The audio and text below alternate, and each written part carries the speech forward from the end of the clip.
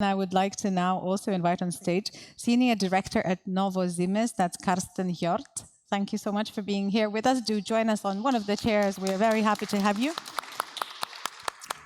Head of Innovation at Nando, that's Jonas Ignatavicius. Welcome. Thank you for joining.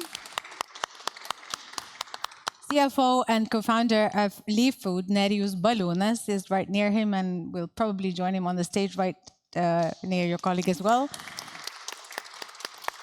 Chairman of Lithuanian Farmers Union, Raimundas Juknevičius. Last but not least, AgTech investor, EIT Food, core partner, startup ecosystem expert, Augustas Ališūnas.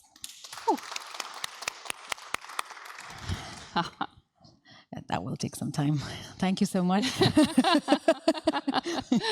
Okay, I'm going to stop with these comments. Okay, let's do something very simple. There are a lot of discussions I have experienced where people talk and everyone pretends that everyone else has understood everything. It did not happen to me with the presentation of yours, so I just want to double check, and we will see. I'm sure there is at least 2 people or 3 people in this hall who would not understand the term either. What exactly is credible biodiplomacy? Biodiplomacy, if we talk very simple, it's a storytelling in the way that everybody understands and everybody will be passionate to do things about. Would we give an example? Yes, I think we heard a lot today, nice examples of saying, that you have to have passion, you have to have motivation, you have to inspire people. So all these key words belongs to the storytelling. And okay, that what is needed above that, you need to push certain requirements or standards to be understandable and to talk the same language and the same story. So this is biodiplomacy. And when you say that we have to harness historical strengths and diversity, does that mean that with the case of Lithuania, if we talk about green tech, we have to, if I understood it correctly, we have to look back at us being, the country of farmers and look for green solutions there? Or would you phrase that differently? Yes, historical strengths and diversity, it's both for research and for business. We can take long periods back where our agriculture famous 90s, 40s, the export highs, mid-high and things like that. There from our strengths comes and the business comes. And to build up cultured meat story, so you need that strength historical. For the researchers, being Kaunas University of Technology representative, we were too much in processing meat. And this, how easy come with us cultured meat story. This is what I meant to say, that you can say that it's much higher success rate once you have historical pattern. Okay. Definitely there are cases, other cases, but scientific papers shows that you dare to step into nowhere more brave. Let's extract some more examples of recent biotech innovations that everybody would consider being the most promising and also the most promising for advancing the bio economy, be it from your companies or elsewhere. Just let's share some good examples. So you represent the company which is called Novo Siemens, right?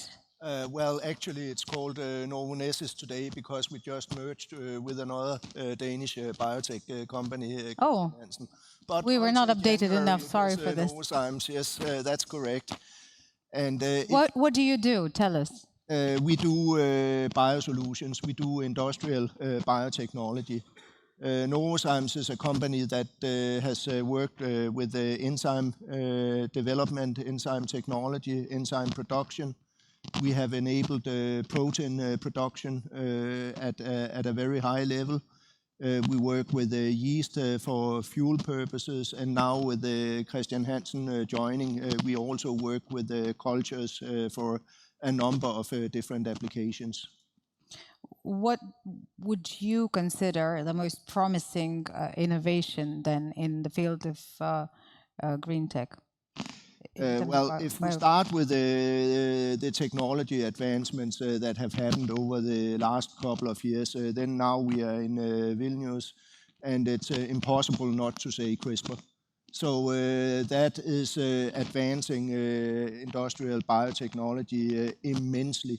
Not because it enables us to do new things, but it enables us to do things much faster and in a much more automated fashion. And that's the second part, that's automation of the whole thing, data-driven design. We are getting into much more into artificial intelligence. Perhaps in the beginning you would more call it machine learning, but these are drivers of a lot of the innovation that we do. How advanced are you with AI? I would say we are more advanced with machine learning than with AI. When it comes to proteins, understanding proteins, then a lot of progress has been made. You can get protein structures using AlphaFold, sort of just by punching in a sequence, you will have the structure immediately. You can make predictions in a completely different way than you used to be able to. So I would say that as technology drivers, these are very important. So if we look at what is coming, and also at the themes of this talk here, I think for the more transformational developments that we will see, their power to X, that is an extremely important thing that is happening now. The ability to use electricity to pretty much convert anything to anything. That is something that will also play a very big role in biotechnology.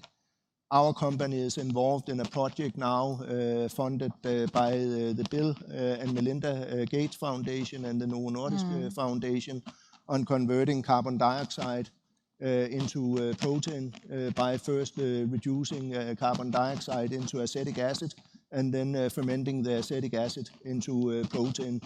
And a number of other universities and companies are working on things similar so that you can have a truly circular carbon economy. You can start with a raw material that really a problem and convert it into something very useful.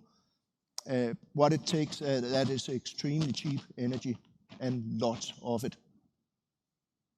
So that's a very good prospect. Nando, what about Nando? Electricity to convert anything to anything. Does that sound that it's something relevant to you? Sorry? I'm now referring to Nando. So electricity is a crucial process, like crucial energy resources for all sorts of material conversion, including biotechnology, which we are doing. Sadly, so far, to be economically viable for big-scale fermentation, we still have to rely on gas generators, as I believe Novozymes do as well.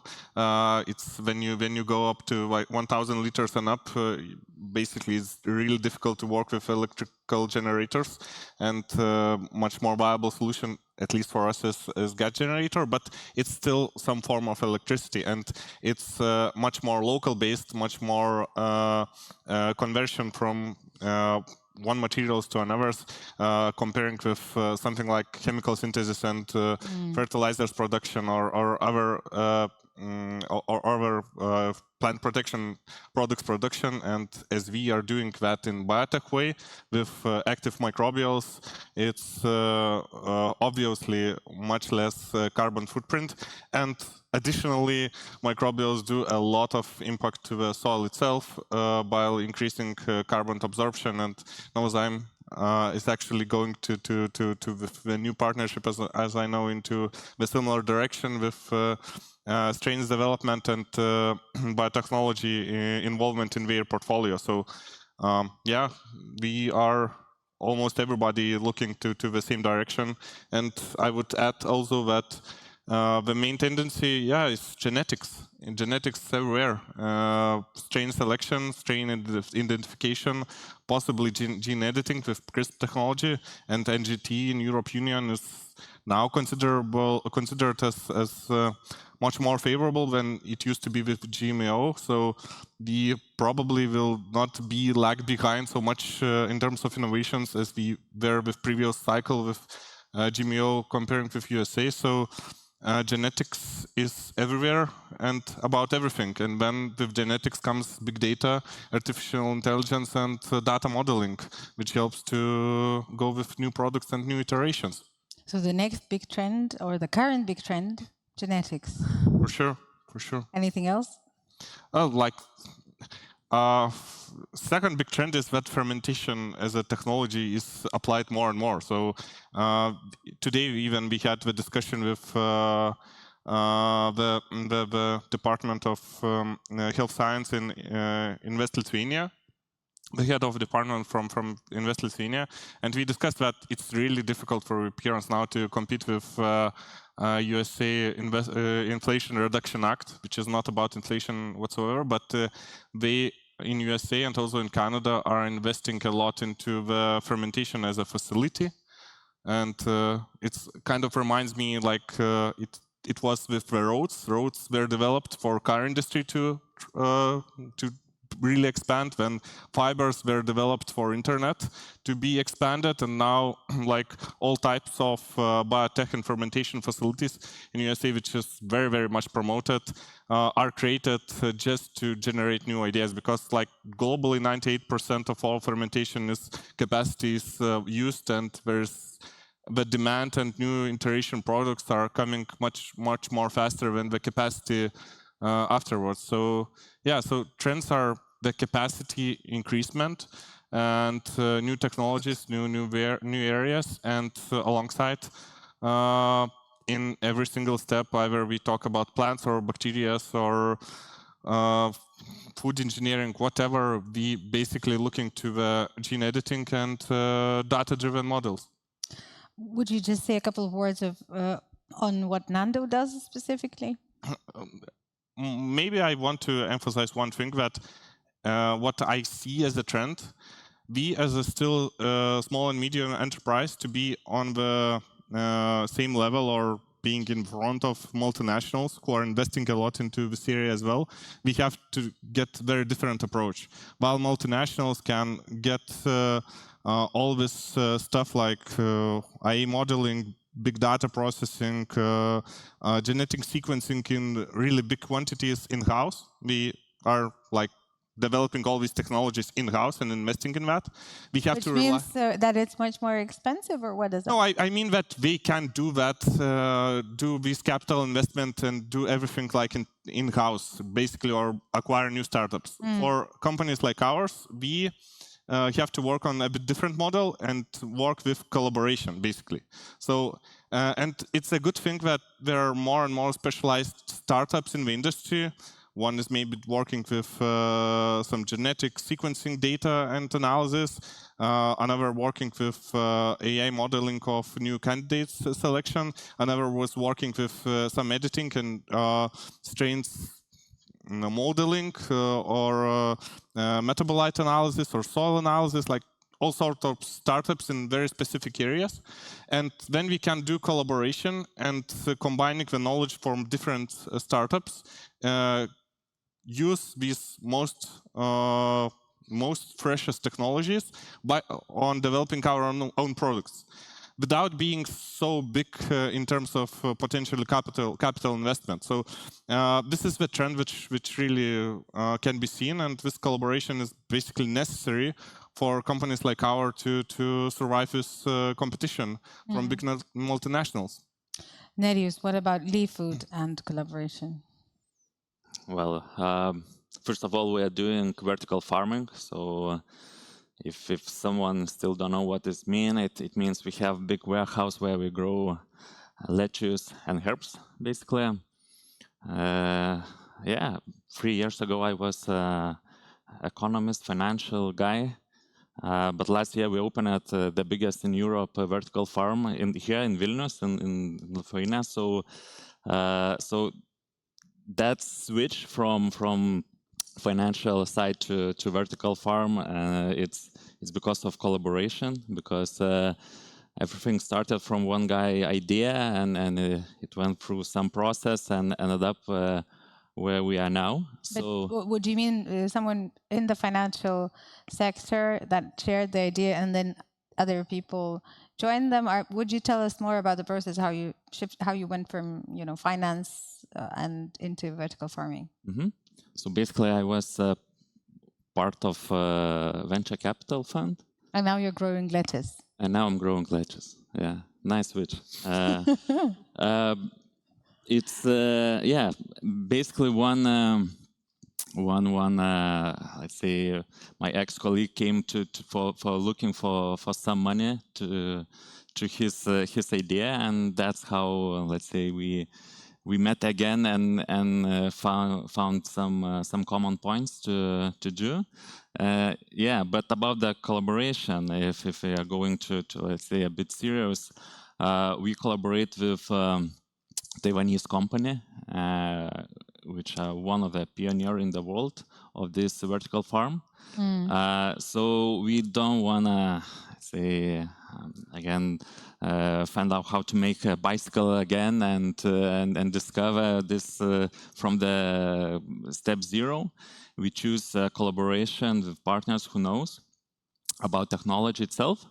What we add the knowledge about the market, about the sales, finance, and everything what can be, let's say, found out back in Taiwan. So we collaborate quite a lot, and we collaborate on different levels, and even Taiwanese are working here in Lithuania, and as I said, in many different ways. So then, what are the trends, the current trends and future trends that you see? I might talk about vertical farming, where I can talk a bit more. So first of all, it was a trend 10 years ago. It started 10 years ago. It was very nice stories about 10, hundreds, millions raised money in such as startups. Last year, maybe 2 years ago, it started collapse. And everyone noticed that, okay, this $1 billion of valuations is about nothing. Okay, there's lots of technology, but to get, let's say, this economical way to earn money, like this EBITDA line, it's very difficult. And that's why from the day one, we choose to go to let's say, EBITDA way. So we very sensitive about our capital and invest where we need. And we want to be the first European vertical farm which is profitable. So we started last year. We think we can do monthly profit this year. So it would be quite a good achievement in this field. So I would say back from big ideas, big valuations, and back to the ground where, let's say, money starts to make a shift in this field. Thank you. We now have Raimundas Juknevičius with us. Lietuviškai? Taip. Pasakykit. In Lithuanian, tell me please, how would you say and what would you say? What are the best examples of best practices? Because we talked about farmers, to what extent they want to be only farmers, to have other knowledge, and also when we speak in different formats, to what extent they are eager to apply new technologies and also to think about those new technologies. Can you give certain examples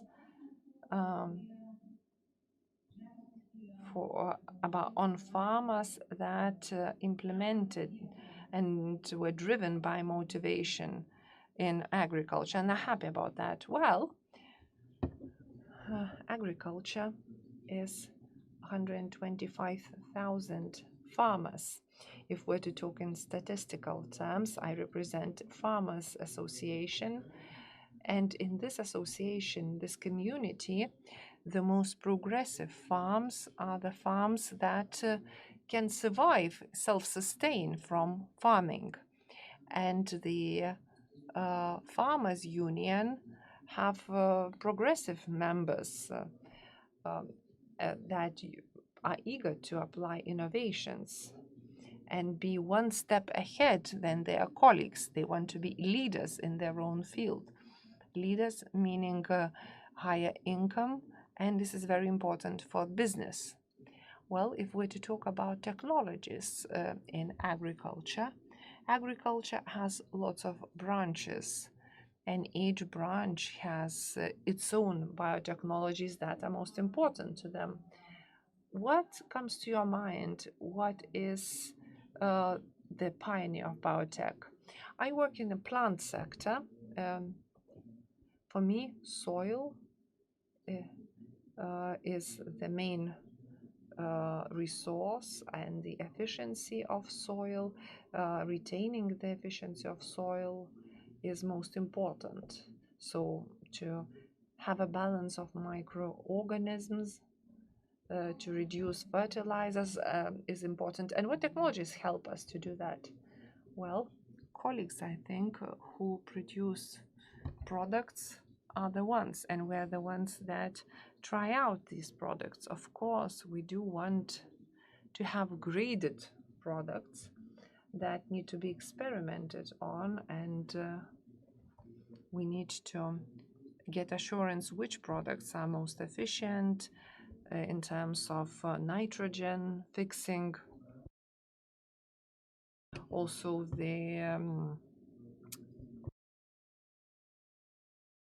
also to think about the technologies that help organic materials to split.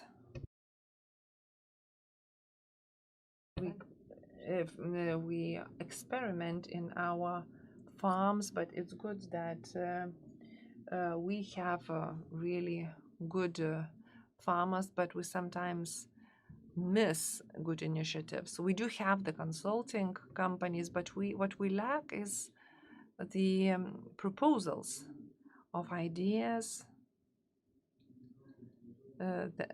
How can we be economically more viable?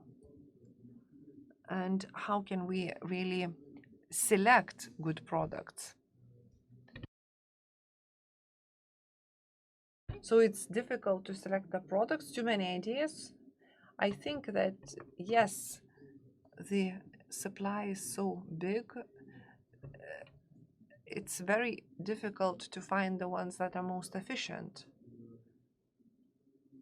There are Lithuanian producers, there are products that are imported. We're talking about fungi, bacteria, and we compare such products, and you understand why the efficiency is so different. Because, for example, Lithuanian climate is not really friendly to certain products.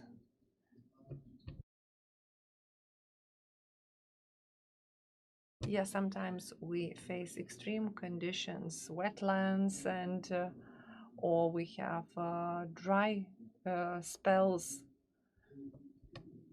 But in any case, now I'm speaking about the plant growing sector, but let me also say that biotechnologies are important in animal husbandry sector.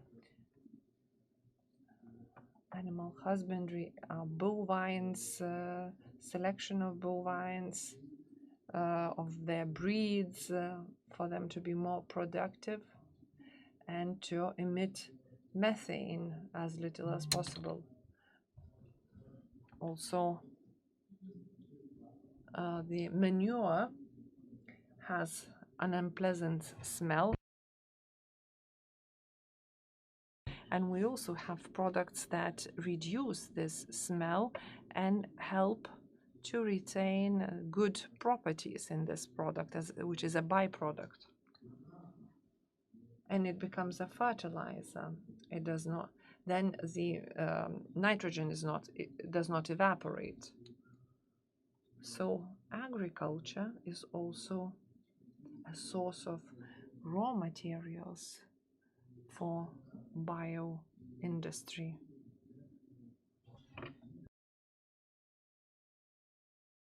The wish of our leaders is to collect as much information as possible to apply it. Also, every business wants a guaranteed result with as little investment as possible. So these would be our expectations. An innovation that you consider the most promising for advancing the bioeconomy?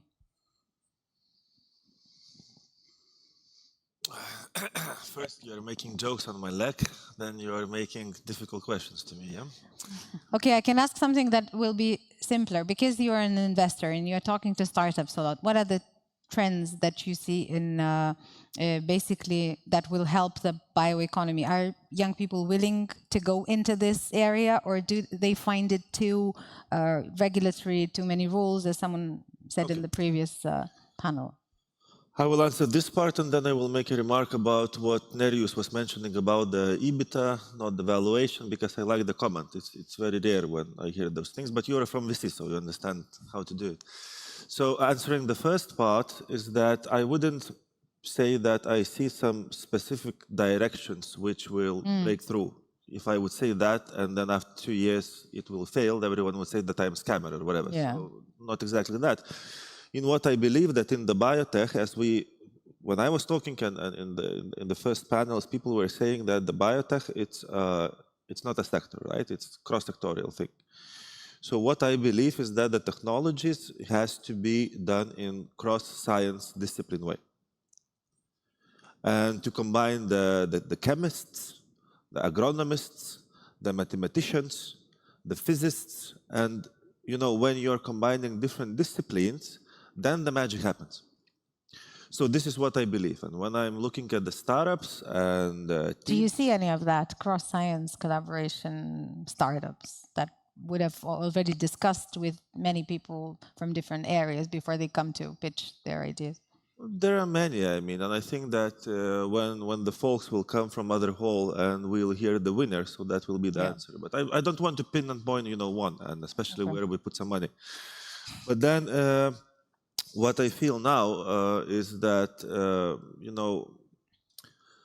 a lot of startups, what I don't like, is that a lot of startups are willing to raise the valuation by using the buzzwords as the green, as the biotech, even though it touch base somehow, those topics. And what I see, and I think Grigoris will say the same, is that, startups are not looking on the profitability, what Nerijus was saying, but they are looking how to put the value of the company on the paper higher and higher. And as more buzzwords you unite, as more value you, hypothetically on the paper, you create to the VC funds. And I will just, to wrap up, I'll give you a short example, because this year I'm fighting with the VCs where I put my money. And there are 2 examples. I cannot tell the names, but, one, cool guys, really hard workers, I mean the fund managers. And, they were kind of like quiet for the past year. Yes, they were sending some reports, but nothing, super proactive. And then they announced, like the second part of last year, that they sold only one company, half of the company out of 20. What they had in the portfolio on that half of their own shares of that one company out of 20 returned almost half of all the investments for all the investors to the fund. And they were not, promoting the valuation of the companies, how totally, hypothetically we are rich on the paper and this and that. So it's amazing. I mean, quiet guys, hard work is showing the result. The best result to myself is when I receive the incoming transfer of the euros into my account. Very clear. No need to talk about it. Now, the other fund was reaching me when I was now traveling in those countries where I was telling and showing the pictures during my speech. And he, started to do the long preamble about the way how they did the, the due deal and the audit of one of, big 5 companies. And then big 5 auditor said that the valuation of the portfolio now increased 4 times. I'm saying, mate, how much money you wired to my bank account after the primary investment? Which was exactly 0. Meaning that, I cannot print out that email and go to the bar and said, can you deduct from my valuation of the cash and give me a cocktail?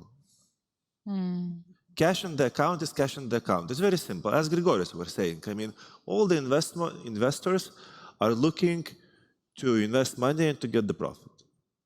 Simple as that. Damn all the valuations make actual money happen. So as was Neri saying that they were focusing more on the EBITDA and the profitability instead of hypothetical valuations to do M&A or something like that, respect. Dot. Do you want to comment on this, Nereus, or maybe just on the very idea which Augustus has said that, I don't like startups sort of hiding under the buzzwords because they are trendy? Oh, maybe a very short comment, like funny one, how to double your valuation now, just to add AI to your name and that's it. So that's another buzzword. Yeah. Do you hate that as well, Augustus? AI? Is it a buzzword that annoys you because you know that they have added it because it's trendy again? It's no offense for other colleagues who are working hard on AI, but it's in a way true, as continuing the story about like doubling the valuation is go to 2000s, and whatever you're doing, even you're doing the automotive parts at .com. If you're doing something with the .com and internet those times, you are getting 10, 100 times more money. So that's true, but so that was when people were scamming the investors, 2000s. Now without the internet, most probably we cannot imagine our life. With the AI, it's also a lot of scammers in the industry because AI, by definition, is not the algorithm what calculates something or indicates something. It's a little bit more broader. And yes, but I think that after 10 years, within those 10 years, a lot of people will lose money. A lot of people will lose jobs. A lot of people will lose friends. This, that. It's going to be a problem. But me personally, I cannot imagine the life, firstly, without AI in 10 years, and even I cannot imagine how the AI will look like. It's kind of creepy, So there is nothing, Karsten, wrong with adding AI next to every idea? Well, at least where I come from, AI, that is not the objective. That's a tool that you can utilize. So if you look at the outcome of the industry that I'm in, I don't think anyone cares for how we get to the final result. They care for what we can actually accomplish. So we are not a company promising products for. We actually do promise products. But we do have products on the market, so it's evolving from there. So it's an established industry. So I think this more applies to something completely new. So I wouldn't say in the industry that I'm in, that's not an issue. There is a very interesting question, which sounds very elaborate, but we'll just try to get, I think I will ask you to name a trend each or a field each, because the question goes as follows.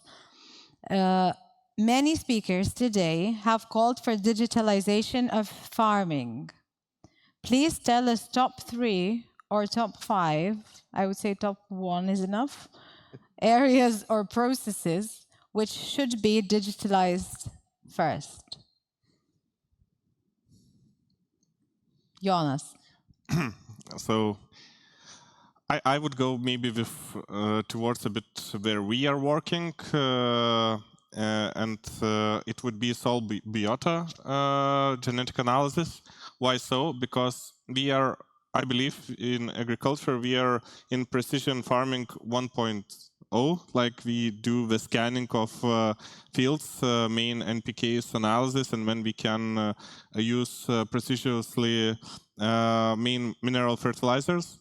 But I strongly believe that precision farming 2.0 will be then the collection of data from Sol Biota will be collected, and startups in this area are emerging. And based on that data, especially with big data modeling, we need still some time and the technologies to get cheaper, but it will come eventually. Farmers, and it was very good remark that it's difficult to select a biological product which would, with highest chance, would give the best result. So for this selection, sometimes, as we are doing inoculants, like live microorganisms, to be put either to the soil or, as colleague said, to the manure, sometimes maybe it's not the best option. I'm talking a bit against our own company, but it's like it is, because knowing what's inside your soil, how main colonies of bacteria and fungi interconnect, what is chemical and physical and biological structure of a soil, all this data collected, then prediction models can suggest you what you need to do. Maybe it's not inoculant of microbials, but maybe it's some seaweed extract or other biostimulant which would give potentially the biggest impact. And maybe it's a lower pH level soil or a bit higher with salts in the soil. So you need specific bacteria which can survive high saltiness of the soil better than in other conditions. So this, at the moment, we are applying these products and these technologies, biological technologies, a bit blindly, and this is the way how we created our products. We have consortiums of many strains to be sure that at least some of them will do the effect. But towards the future, in like 10 years, I believe farmers will be able to get the soil sample and get the data about the biota of chemical, physical, and biological parameters of the soil, and prediction model, prediction answer, what products should be used with highest potential to be really effective. So this is the future towards which we have to go. Okay, Mr. Juknevičius, how does that sound to you? Taking out, a bit of soil and getting everything about the biota and paėmė, aš kaip suprantu, žemės gabalą ir Puiku, supratau klausimą ir būtų labai puiku, kad galima būtų turėti maksimumą duomenų, kurios modeliuojant galima būtų pasiekti tą rezultatą versle. Kiekvienam versle yra geidžiamas rezultatas, tai yra su mažiau pasiekti daugiau. Tai šitoje vietoje net kartais agronomai ir svajojame apie tokį dalyką, kad gal tas dirbtinis intelektas mums kada leis truputį atsikvėpti, nes po kiekvienų metų visą laiką darom tą patį pratimą. Susirenkam agronomai tarpusavį ir kalbamės apie tai, o ką padarėm ne taip, kažkur padarėm klaidų, kažkodėl negavom tą geriausią rezultatą, kokio galėjom turėti. Tai šitoje vietoje, manau, dar mielai atiduotumėm dirbtiniam intelektui išspręsti tą amžiną klausimą ir būtumėm labai laimingi, kad tas dirbtinis intelektas galėtų apriepti tiek būtent duomenų, kuriuos jau dabar galime gauti, o ateityje, aišku, tų duomenų tik tais didės. Tai juo labiau ir kalbam dar ir apie tai, kad mes, jeigu kalbam apie dirvą, tai mums svarbu iš tikrųjų, kas joje yra. Ir atitinkamai tada labai dar daug variacijų yra, ką galima į tą dirvą įdėti tai, kad gauti tą geriausią rezultatą. Tai tiek kombinacijų yra tai, kad tam dirbtiniam intelektui tenais tikriausiai dar reikės paprakaituoti. Bet ką tada kaip jūs atsakytumėte į tą klausimą? Pasakykit kažkokią tai sritį arba procesą, kuris pirmiausia turi būti skaitmenizuotas, kalbant apie žemės ūkį. Kaip pats atsakytumėt? Nes aš vieno taip ir neišgirdau. Aš tik išgirdau pakomentavimą, kiek būtų svarbu tai, ką pasiūlė Jonas. Atsiprašau, ne visai išgirdau klausimą. Dar kartą, jei galima. Žiūrėkit, klausimas yra toks, kuris atėjo iš publikos. Please tell us top 3 areas or processes which should be digitalized first.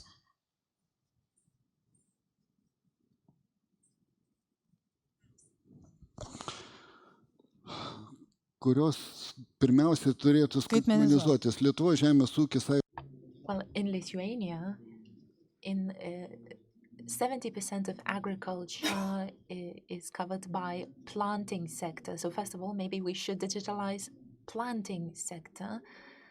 And we already have the process here, which has already started. So first of all, it would be good to achieve 100% coverage in this area.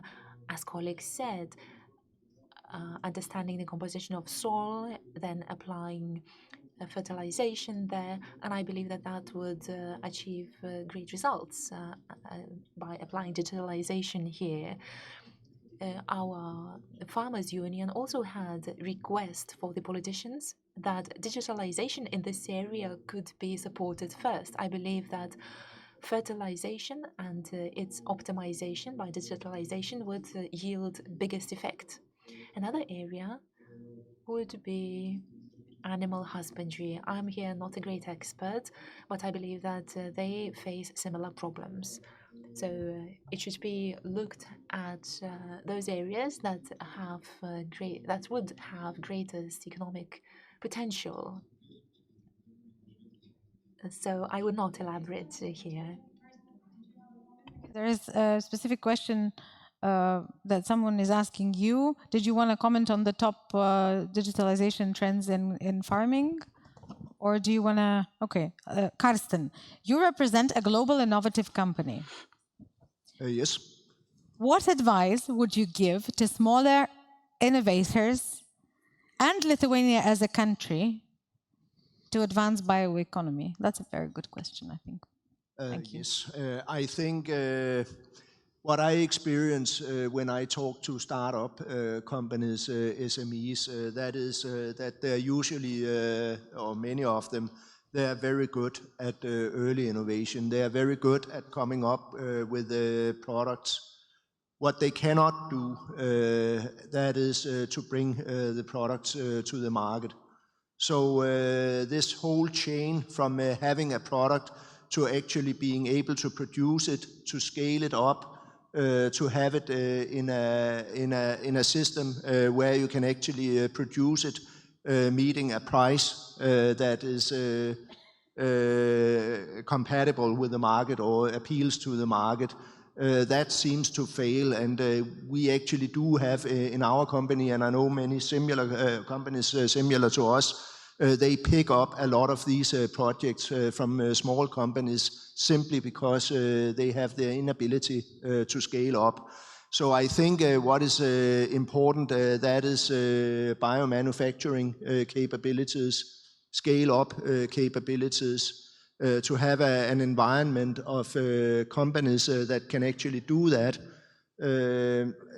I experience that a lot of the small companies express that it's hard to find CMOs that can help them with and CROs that can help them with these things.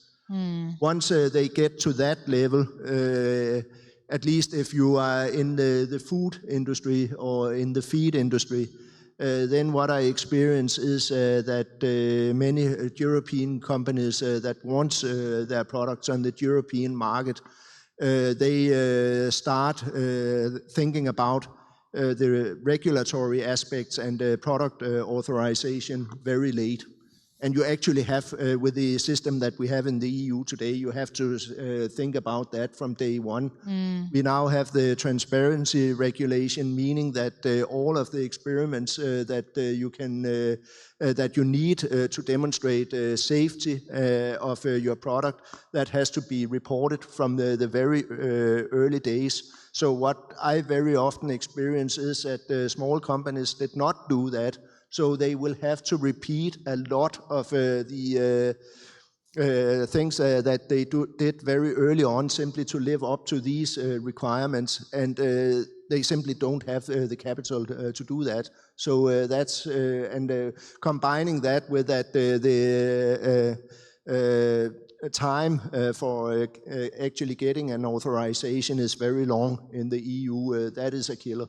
Oh, thank you so much for that insight. Augustus, what can we do? What else can we do to bring the products to the market faster, which is the problem highlighted in one of the initial first sessions today as well? So let's come back to this idea again and highlight some of the aspects.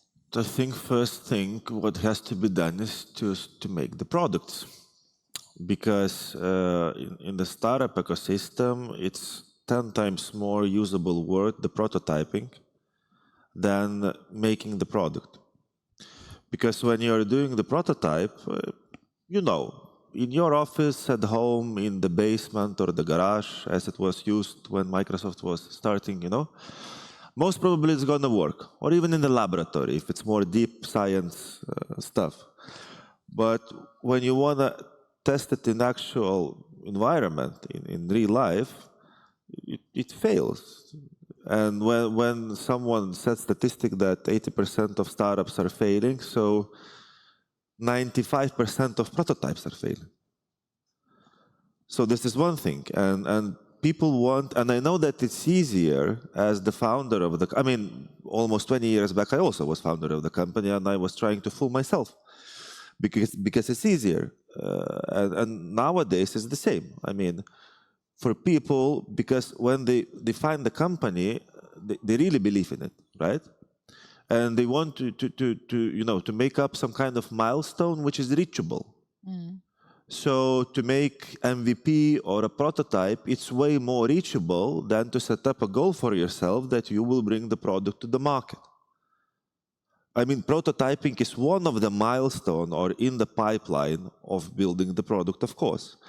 But I see a little bit of lack of people trying actually to make the product instead of prototype. So this is one thing. Mm. And second, I would say that people, especially from high-tech startups, need to remember that the cure of the cancer in a shelf, hidden somewhere in the closet, it will not raise the awareness in the market.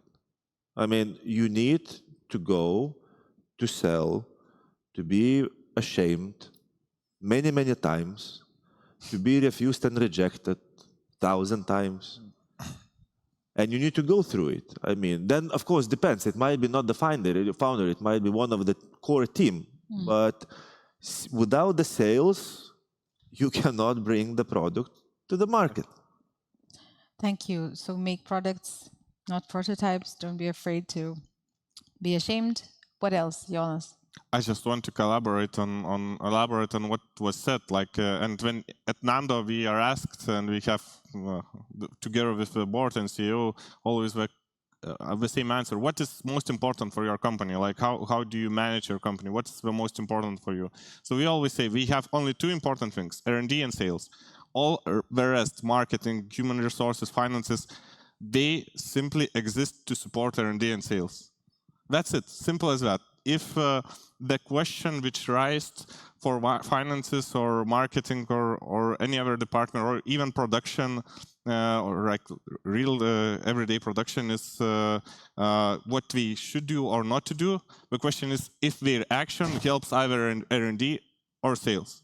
It begins with R&D and ends with sales. It's all about that. Everything else is much less important.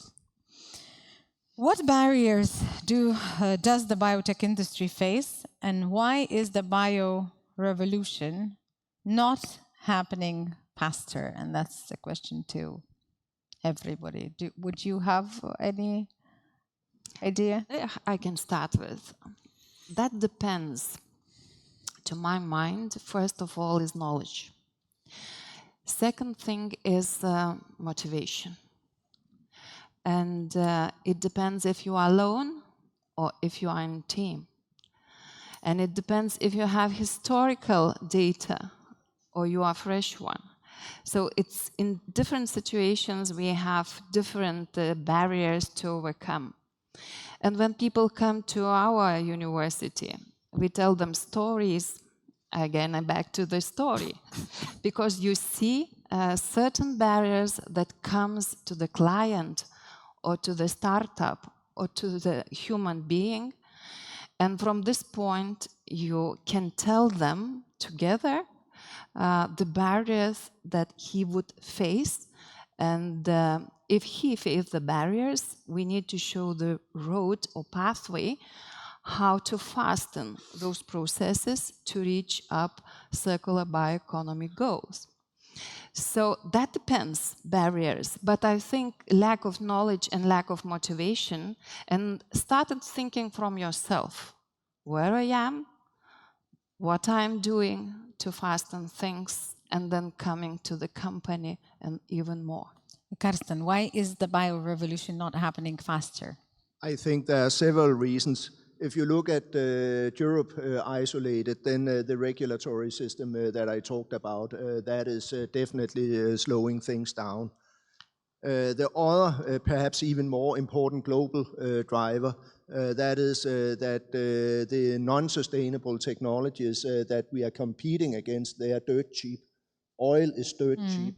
If you look at a carbon atom and the price of a carbon atom, then it's a lot cheaper from oil than it is from any of the feedstocks that we can get for biotech.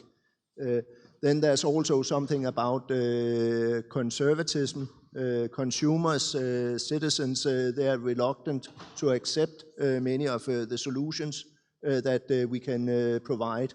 I think these three things, I would say they are probably the most important.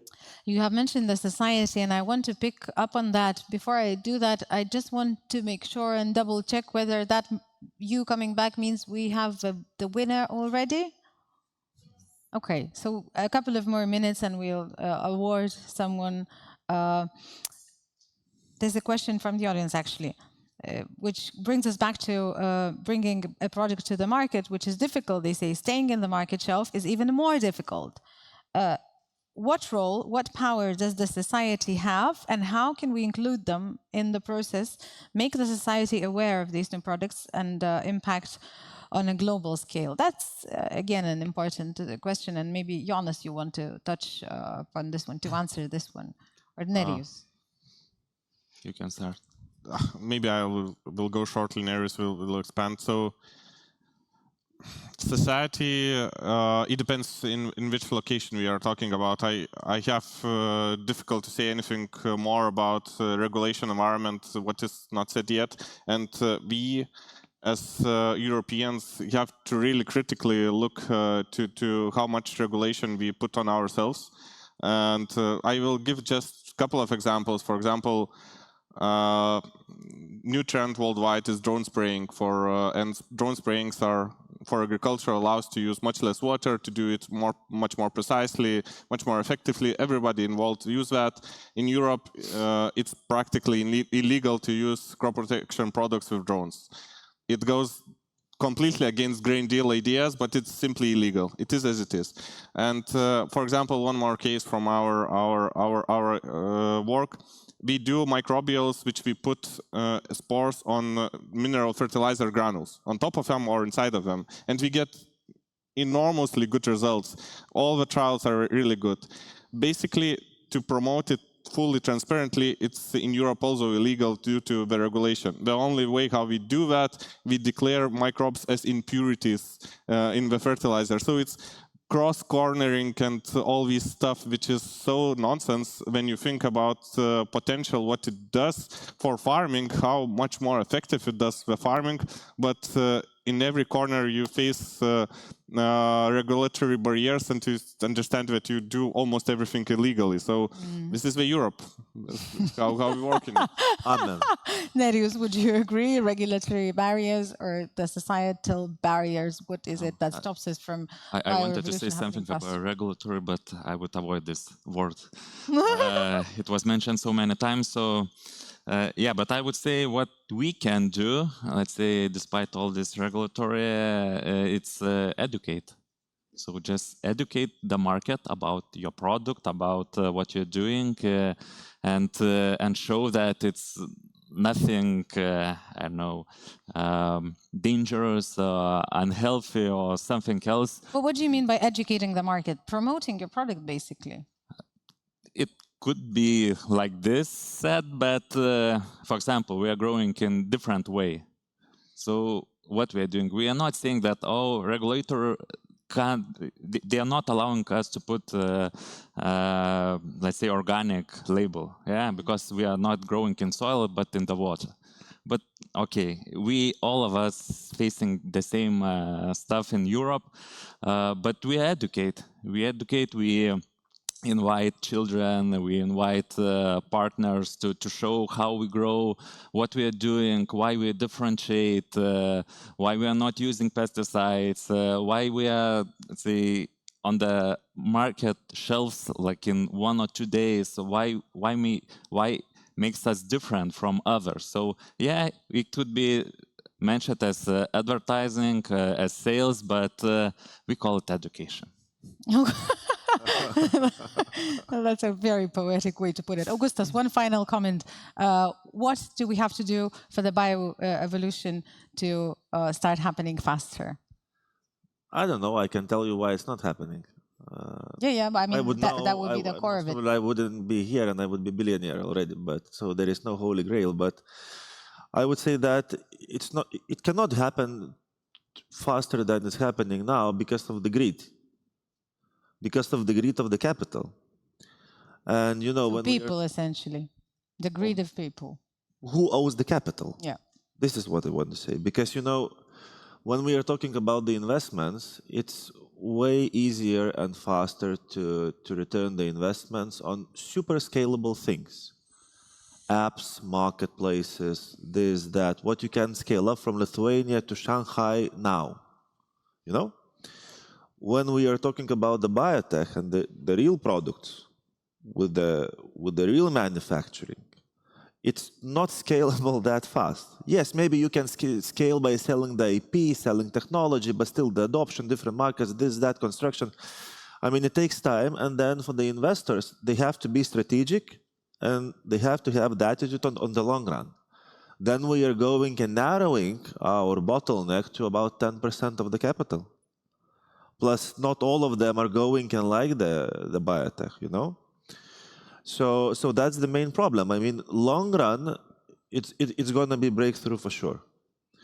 But because investors are greedy, which is absolutely true, me, myself as well. And absolutely normal in a sense. Kind of, yes. So that's why, I mean, there is really kind of specified capital, which is ready to put the money on the long run, because, you know, out of these technologies will pop up different industries and this and that. So greed of the capital, my answer would be. Okay, that's very interesting. Let's not be as greedy. Let's be very sincere when we congratulate the Startup Pitch winner, who will be announced very, very briefly. I'm going to stop here and I'm going to ask everybody to give the panelists a very big round of applause before we let them go.